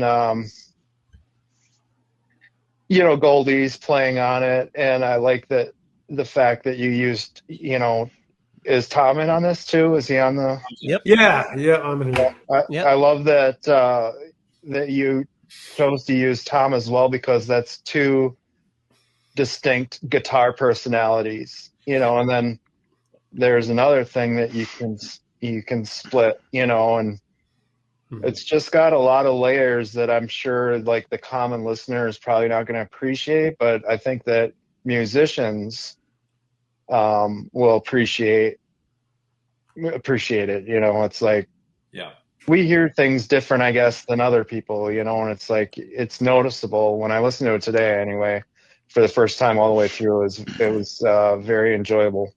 I did the same thing. I ran through the whole album, and I must say, one of the most hilarious things is it's just us talking about the music, and we got Rob, one of the best interviewers in the world, and Rob's just sitting aside, and we should probably let Rob ask some questions of us for this music. It's a pleasure sitting here listening to the inside story. I mean, no complaints here, but thank you, Chris. But, you know, one of the questions that I have actually is, Brad, the lyrical content it's rich. I mean, and there's a lot of it. You pack quite a bit into a 4-minute song. And I guess the thing is, especially in regards to this album and the situation that you found yourself in, were you just trying to basically say, I got to get this out? This is what I want to convey as a person, who I am, where I'm at. Yeah. It's not knowing what tomorrow is going to bring. Before I die, let's just say it. Yeah. And I think, you know, and Kurt, you're joining a little bit late, but that was one of the things I was so grateful that we agreed, yeah, let's go ahead and put it out, not save it for Brothers Gun. Just so that was something that I just wanted out there because I wanted it caught in time, kind of as a gift for my wife to have. My wife and daughter absolutely love it. They say this all the time. One of their favorite sounds is me and Kurt harmonizing. Like they just absolutely love the two of us singing together. It just brings them joy. And so I wanted her to have that. My Soul to Keep, which I definitely want to come back to that and go into that a little bit, especially regarding Tom. But My Soul to Keep, I needed my daughter. I'd written on the last album, When I Die, which was written before actually being diagnosed with anything. I mean, that was 23. But I thought about my son. We were in Florida when I wrote it, and we're on a beach, and it was kind of post-COVID stuff. But I wrote that kind of thinking about him going off to school and then like me passing. It was just like this really weird moment, like on the beach. I'm like watching him from this house that we were staying at. And I grabbed my guitar and I just started writing, and it poured out. It's one of those, you have like 2 seconds and you wrote the whole damn song.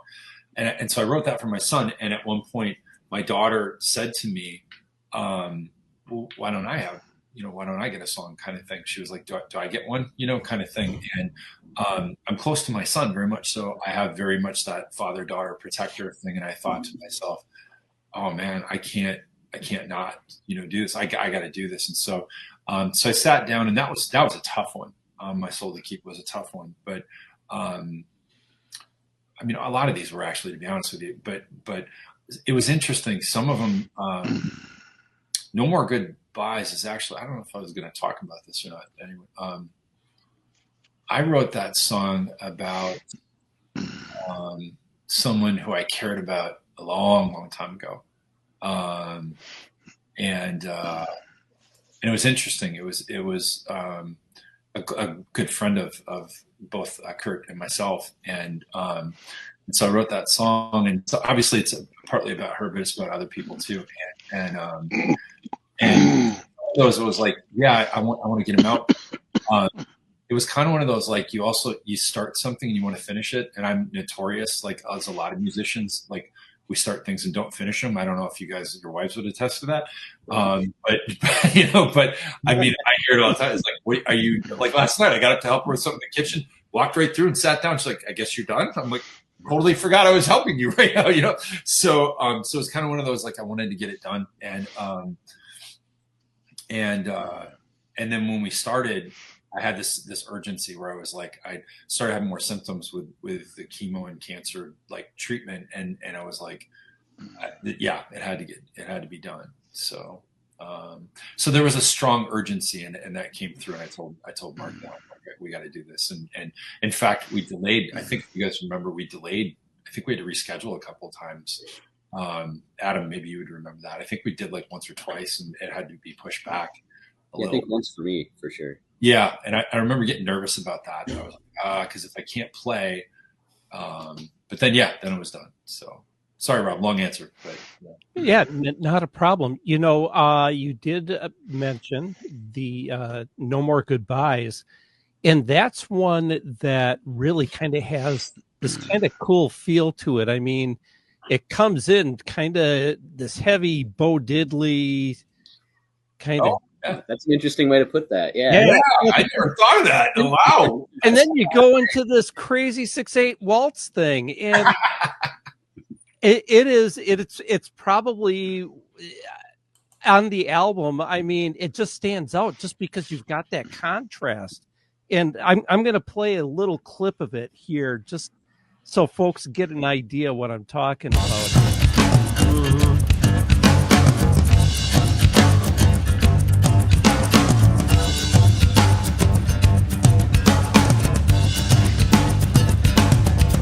I don't know why. What a surprise of look in your eyes. 20 years gone, Me, I'm doing fine. You moved to the mountains and finally got away. Had to clear your head, you said, but decided to stay. You thought of me often in the chill of the fall, when the leaves turn to amber and the nights get so long. So many years, so many fights, so many wrongs. Somebody write this body back to you. So many lies, so many tries, so many one more times. I'll make this song to you. No, Yeah.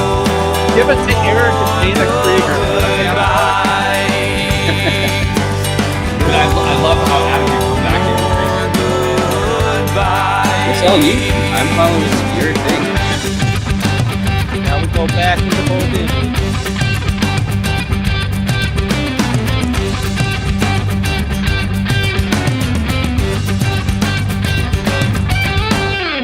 So good to see you. We should do this again.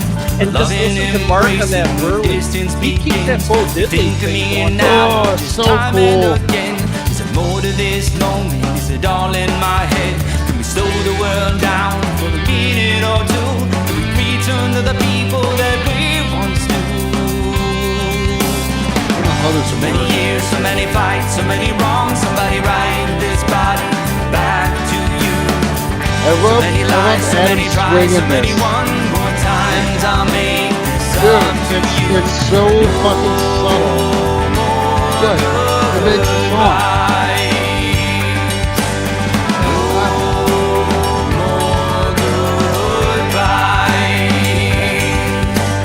Once again, part of me dies.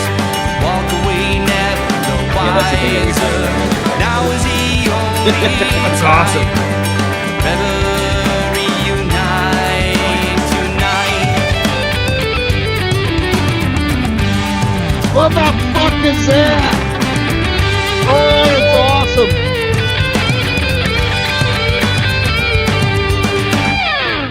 So many years, so many fights, so many wrongs. Somebody write this body back to you.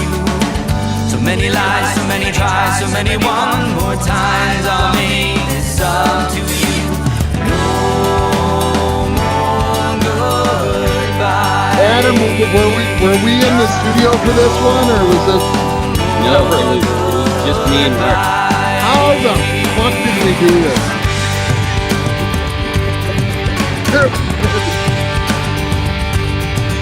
Like, there's no way this should have come out like this.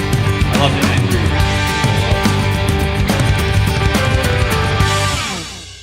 That's so cool. I had toyed around with doing that more often, but Mark was like, "You shouldn't do that more than once." Oh. You're right. I probably shouldn't. That's too much. But I'm like, look, I'm playing to click, right? And you have to come in. You have to come in after that. Yep. And fucking play that feel. Like that blows my mind.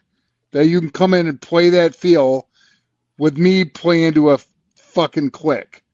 Well, Like, you have a feel when you're playing the bass. You have the feel. I'm just following what's already there. Dude, yeah, but you put in this, like, it makes a song, man. It totally does. Such a killer chorus. It's almost like split into two choruses, when the second half of the chorus goes into the no more goodbyes. You think like it's a break, but it's still chorus, Yeah. Just really an example of catchy writing, Oh, thanks, man. Yeah. I thought it was, I almost scrapped it because I thought it was so strange, the structure of it, like I when I was writing, I'm like, I don't know what the hell I'm doing with this. You know what I mean? But then, I don't know, somehow pulled it off. So, yeah. This makes me wonder what we could do if we all Kurt writes something, Brad writes something, Michael writes something, and everybody's got the song 3 months ahead of time, and we get in and we can track it instead of just flying blind, and just like everybody's on the same page. Like that's There's what I a lot what to I be want to said do. for that, but there's a lot to be said for overthinking something. I feel like most of the great stuff comes on the first take or two, you know.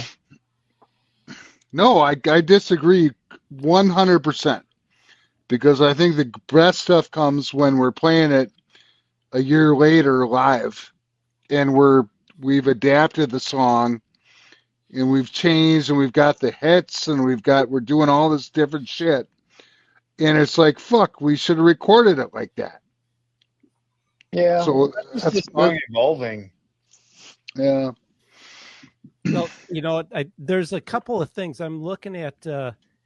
I want to go back to something that Brad was talking about earlier. Well, actually, I think this was, I think the old group was in on this one, but we were talking about the one. Yeah. And I think that one's worth taking a listen to. But one of the things that I caught, I don't know. I mean, everybody hears a song in their own way.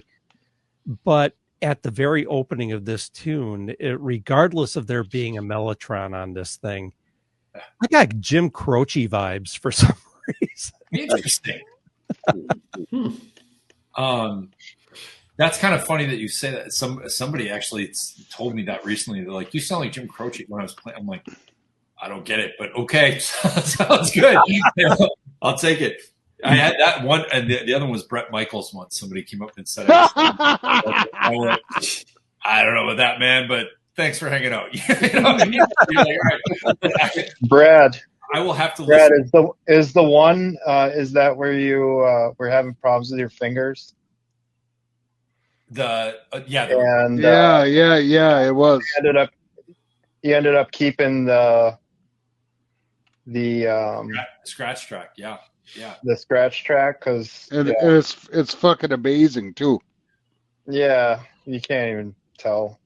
Well, and it's interesting. We were talking about it a little bit earlier before you got on, and there's a few things about it that bothered me when I first heard it back, because I knew that I didn't hit the notes, and I'm like, that's not how I wrote it. Like, I wrote it more intricate. I wrote it. So the funny thing is I haven't played it out live. Like I've sat on a lot of these songs. I've done a few of them live, here and there. And I know Kurt, we do like Stand Taller and some, a couple of other ones, but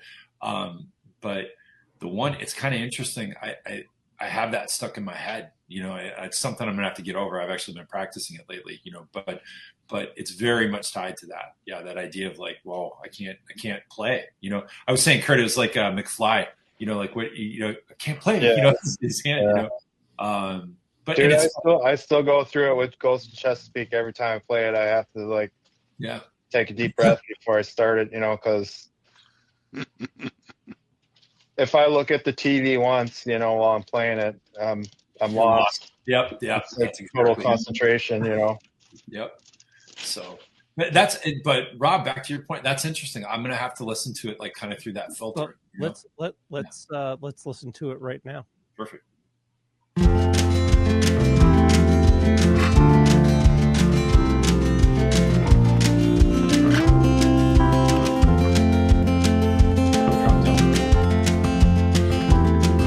Turn it up.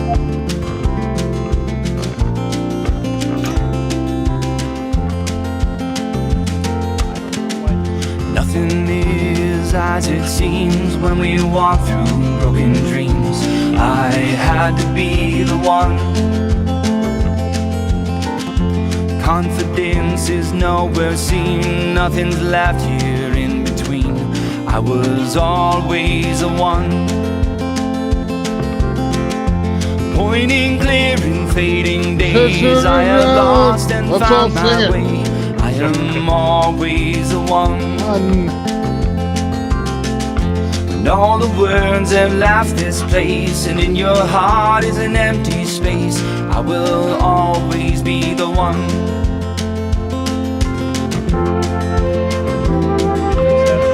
Mellotron!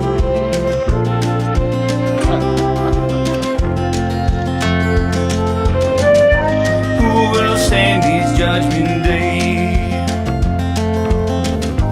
will you kindly walk away? compromise? Is there love left in these eyes?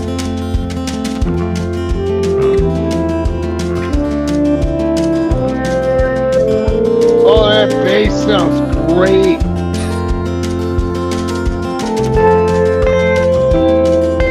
Great.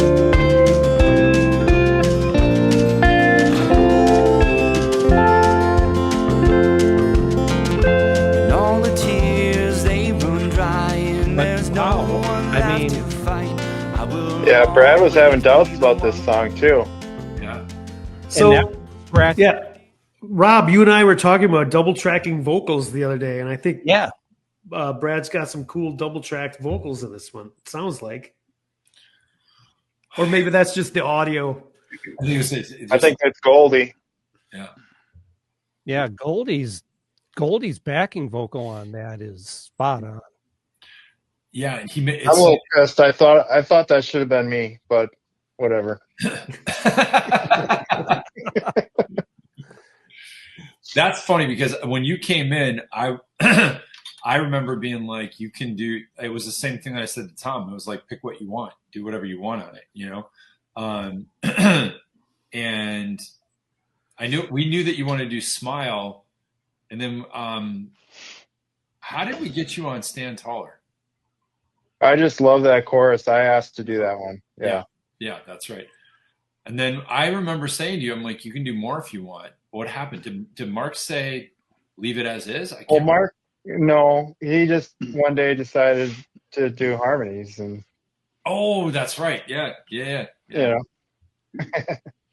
But wait. Mark just decided to do harmonies? Weird. Yeah. Right. But no, that's interesting, you know, and actually we should practice it. I love the mellotron and all that in there, you know. Oh. This originally was like one of my, when I heard that, it slowly this song slowly became one of my, you know, top. Dude, if there's a fucking Beatles sound ever, it's the mellotron. Yeah. Yeah. It was interesting because that one, I thought I was going to release that as a single first, and then Tom came up with this killer riffs, and I was like, all right, never mind. But the one, actually, I think I told you that, Kurt, the one was my favorite. And I ask people that now, you know, like when they listen to it, I'm like, oh, tell me what one's your favorite, just because, you know, which one are you drawn to more, you know? And as far as an overall one that's like emotion, and it's like, I think it's such a clean song. I don't know if that makes sense. You know, it's like total sense. And Mark's like little solo components to it it's so simple, and it's just, I think it just amplifies the living hell out of the lyrics, and that, I don't know, I love everything about it. And I say that obviously not because I wrote it, because of what everybody brought to it and made it become, you know, that's what I love. That's why I love it. Because when I heard that, like, as Chris was saying, when I heard the mellotron on it, I'm like, at first I remember being like, nope, don't like that at all. Just like, as I always do, Mark throws something out. Nope. I remember you sending it to me, and you're like, shoot me straight. What do you think of this? I'm like, dude, I love it. It's fucking great.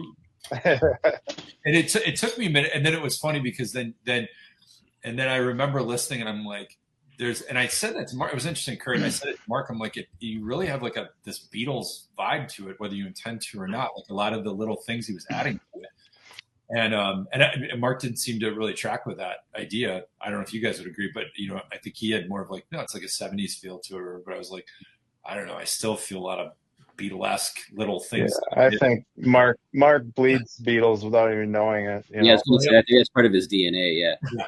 Watch out! Sorry, don't step on that. That's my Beatles. You know. Well, guys, first time I heard the mellotron was today. I hadn't heard that on the track before, and so I don't remember what I was doing, but I stopped what I was doing. Like a mellotron came in, I was like, oh, yeah, oh yeah, I was like, this has to be mellotron, and I like I had to look up. By the way, great job on listing all the credits and stuff. Your like credit game is on point because like everybody's listed. So like I pulled it up. I tried. Yeah. And I was like, it is Mellotron. Yeah. I did that one. I put in parentheses or something. Yeah, totally. Because there was not an option of Mellotron because obviously nobody's nobody's using it. So first off, Rob, thank you so much for having us. I really appreciate it. I know we're coming up to 2 hours. So and I do need to get scooting here. But Kurt, thank you for jumping on because not everybody can see you. So thanks for hopping on and for being part of the album. Chris, thanks for playing bass and hopping on here and always being go-to with that. Adam, thanks so much for jumping in on the album and bringing your flavor and talent to it and just absolutely phenomenal. And Tom, love the Tasty Licks, love that we get to jam out with the band and stuff. And My Soul to Keep is it's such a meaningful song for me and so for you to be a part of that, that's great. And there's so many songs on here that obviously as the artist you love them so much, but Kurt Smile, that will always be etched in my brain as a good representation of us and everything that we've done. And so thank you all very much. And Rob, thank you for this platform and the ability to talk about all this stuff. And Mark, who's not here, thank you for jumping on and talking and for the production and everything. And Brad, congratulations. Yeah. It's a big day. There's a lot of planning. I mean, besides the songwriting and recording that we've talked about, I mean, there's getting it out there in the digital world, uploading things, renaming files and getting the graphics and all that. I know it's a big headache, and congratulations on all that. Thank you, man. Thank you. I really appreciate it. Thank you so much, Rob, for everything that you do for all of us. Truly, thank you. You're welcome. You guys deserve it, and I'm just happy to be a conduit in some sort of way to help you guys out. So, before we go, we got one last little thing, and it is the song My Soul to Keep. And Brad actually sent this to me just before we went on, and this is a wonderful video that his wife Kerry put together for it. I just want to play it. Everybody enjoy the heck out of it. And I just ask, let's just listen through this thing, watch it, and then we'll wrap up.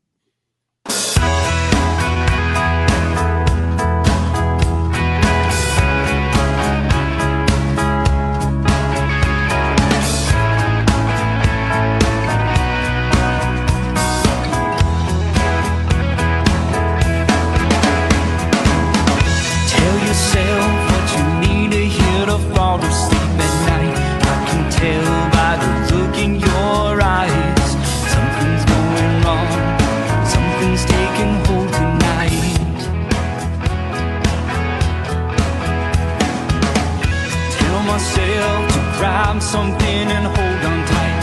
Always know I'll never, but I let you be alone till you tell me that you need something more tonight. Time is never on our side.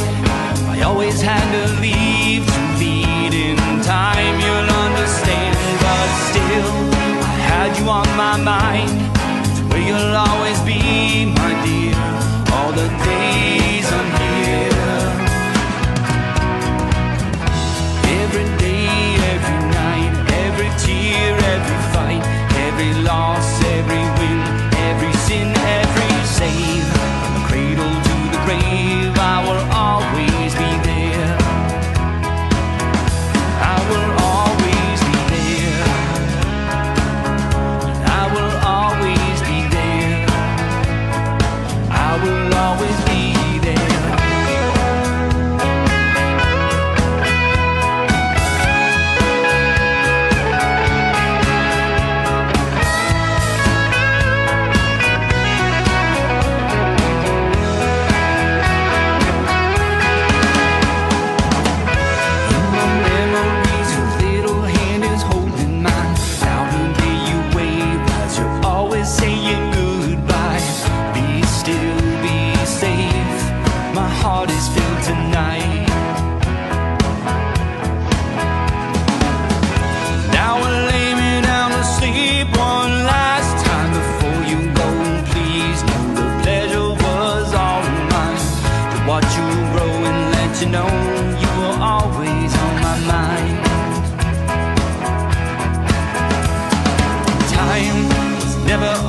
side. I always had to leave to lead in time. You'll understand, but still I had you on my mind. It's the way you'll always be, my dear, all the days I'm here. Oh, every day, every night, every tear, every fight, every loss, every win, every sin, every save, from the cradle to the grave, I will always be there. Oh, oh, oh, every day, every night, every tear, every fight, every loss, every win, every sin, every save, from the cradle to the grave, I will always be there. I will always be there. I will always be there. I will always be there.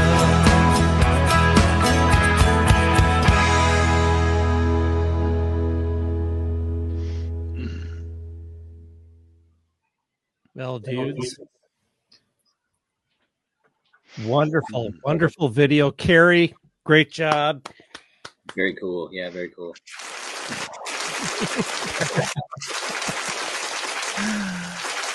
All right, guys. Well, let's. Is that rain? It sounds like rain on a tent. Kurt, it's like all of your songs. It's whatever you want it to be. It's however you hear it. Nice volley back. That was great. Well, guys, we need to call it a night, and let's just go around the horn real quick. Let's start with Kurt. Where can folks find you online and get your stuff? I have a website, kurtgunnmusic.com.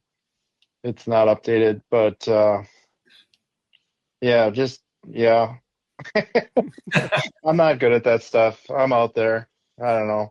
Google my name. Something will show up. All right. Well, thank you for joining us. And yeah, you bet. Tom, where can folks find you?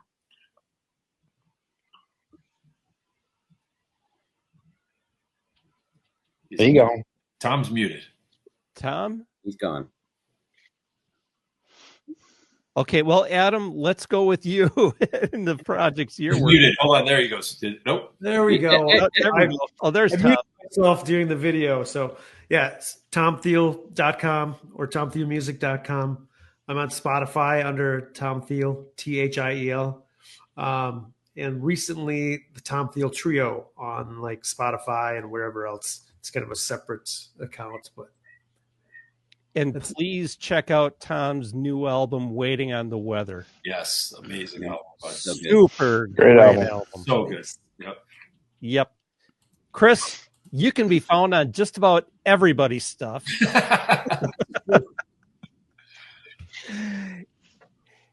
And Adam, how about you? You with the tunes? Yep. You guys are working on new stuff? We are. Yep. Hopefully, we'll have a whole album. Right. That's the plan. It's a little slow going, but we'll get there. If you guys, if people haven't seen the tunes, you got to go check them out because you guys are amazing. Absolutely. Oh, thank you. Yeah. And then also, I'm in Stanktown, which is my funk band, and Moose, which is like my alternative rock band. And then I also play in the Third Wheels, which is like a top 40 cover group. That's it? For now, yeah. All right. And folks, you all know that you can go to intothemusicpodcast.com to hear the show and check out everything there as far as why is that not where we go? So check out intothemusicpodcast.com.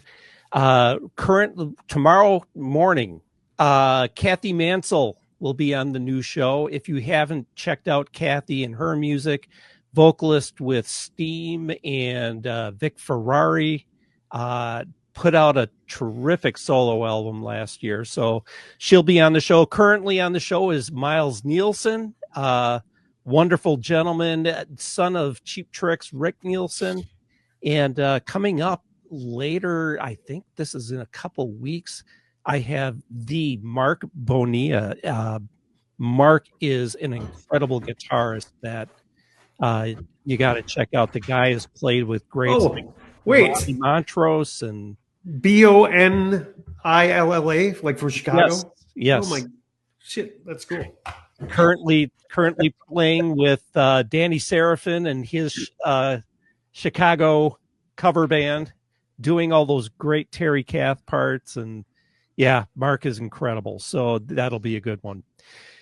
So with that, I'm going to wrap it up. Thank you, everybody. Brad, congratulations one more time. Thank you. Thank you all. I appreciate it.